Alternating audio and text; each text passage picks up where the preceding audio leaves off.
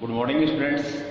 पिछले क्लास में हमने यूएनओ के जो प्रमुख अंग थे उनमें पहले महासभा के बारे में और उसके बाद में सुरक्षा परिषद के बारे में अध्ययन किया। आज हम यूएनओ के कुछ अन्य अंगों के बारे में अध्ययन करेंगे और जिसमें सबसे पहले जो फर्स्ट यानी यूएनओ का जो तीसरा महत्वपूर्ण जो अंग है वो है सामाजिक एवं आर्थिक परिषद। सामाजिक और आर्थिक परिषद है, यह यूएनओ का तीसरा महत्वपूर्ण अंग है।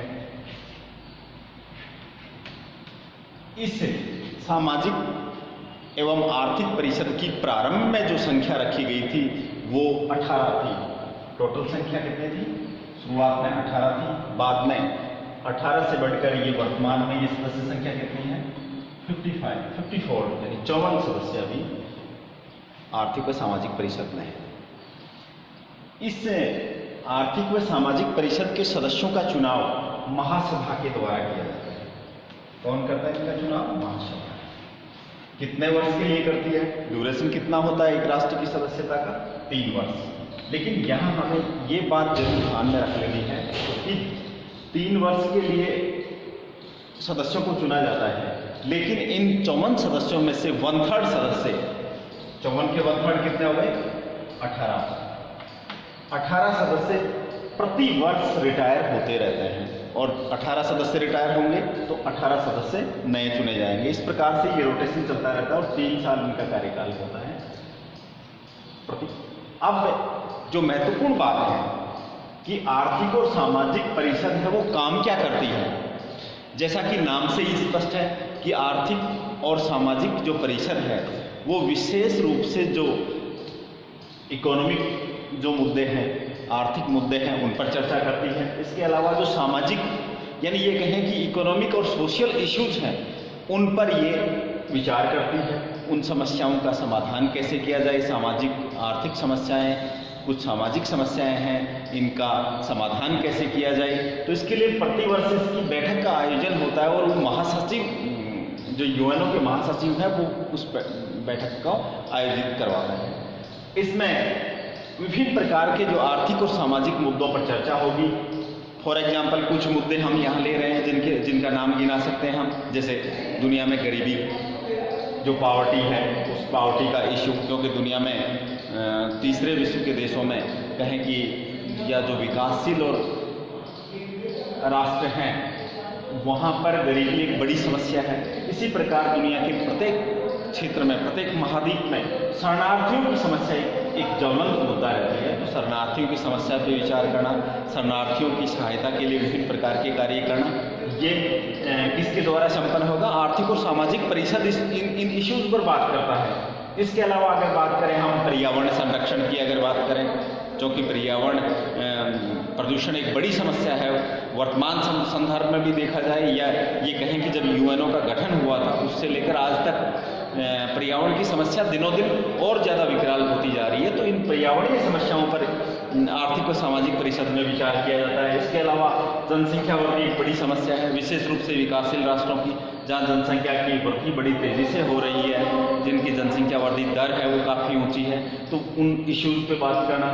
इसके अलावा नस्ल भेद, वैसे तो देखा जाए तो नस्ल भेद प्रारंभ से ही एक इश्यू रहा है और वर्तमान समय में भी कुछ घटनाएं ऐसी होती हैं जो हमें बताती हैं। तो ये नस्ल भेद को किस प्रकार से कम किया जाए, इस इश्यू पर सुरक्षा परिषद, सामाजिक और आर्थिक परिषद है वो विचार करती है। इसके अलावा महिलाओं की दशा सुधारने के लिए, क्योंकि दुनिया की जो आधी आबादी है वो अपने अधिकारों से वंचित है, उनको उनके अधिकार किस प्रकार से दिलाए जाएं, तो इन इश्यूज पर सामाजिक और आर्थिक परिषद है वो विचार करती है। इसके अलावा एक बड़ी समस्या है सामाजिक विखंडन। इस सामाजिक विखंडन को किस प्रकार से रोका जाए, ये महत्वपूर्ण इश्यूज हैं जिन पर सामाजिक और आर्थिक परिषद द्वारा अपने वार्षिक सम्मेलन में विचार विमर्श किया जाता है। इसके कुछ बड़े सम्मेलन जो हुए उनके बारे में मैं बताऊं आपको कि 1992 में ब्राज़ील की राजधानी रियो डी जेनेरो, ब्राज़ील का एक प्रसिद्ध शहर है रियो डी जेनेरो, तो वहाँ पर एक सम्मेलन हुआ और इस सम्मेलन में पर्यावरणीय समस्याओं पर विचार किया गया। पर्यावरणीय समस्याओं पर विचार किया गया। इस सम्मेलन में, या जिसको रियो सम्मेलन के नाम से भी जानते हैं, कि रियो सम्मेलन में वो जो गैर सरकारी संगठन थे उनको भी आमंत्रित किया गया, उन सदस्यों को भी यहाँ आमंत्रित किया गया और पर्यावरणीय मुद्दों पर विस्तार से चर्चा की गई। इसी प्रकार का एक सम्मेलन यानी 1995 में चीन की जो राजधानी है बीजिंग में भी एक सम्मेलन का आयोजन किया गया था, जिसमें विशेष रूप से किन इश्यूज पर बात की गई, महिलाओं की दशा सुधारने के लिए, यानी जो आधी आबादी है उसको किस प्रकार से उसके अधिकारों उपलब्ध करवाए जाए, किस प्रकार से उनकी दशा है, जो दुर्दशा है उसको दूर किया जाए। तो इस इश्यू पर कहाँ पर हुई मीटिंग? 1995 और बीजिंग चाइना में एक सम्मेलन हुआ जो सामाजिक और आर्थिक परिषद के तत्वावधान में हुआ। तो इस प्रकार से सामाजिक और आर्थिक परिषद विशेष रूप से आर्थिक और सोशल इश्यूज पर काम करता है। तो ये महत्वपूर्ण कार्य आर्थिक और सामाजिक परिषद के हो गए। उसके बाद में अगला जो महत्वपूर्ण अंग है इसका भी हम यहाँ जिक्र करेंगे और वो है यूएनओ का जो चौथा अंग जिसको बोलते हैं न्यास परिषद। क्या नाम है इसका? न्यास परिषद। बच्चों देखो हमने पिछले की क्लासों में भी पढ़ा कि फर्स्ट वर्ल्ड वॉर जब समाप्त हुआ तो लीग ऑफ नेशन का गठन हुआ, राष्ट्र संघ बना। राष्ट्र संघ जब बना था तो उस समय एक विशेष प्रकार का कॉन्सेप्ट अस्तित्व में आया था, वो उसको कहते थे संरक्षण की व्यवस्था।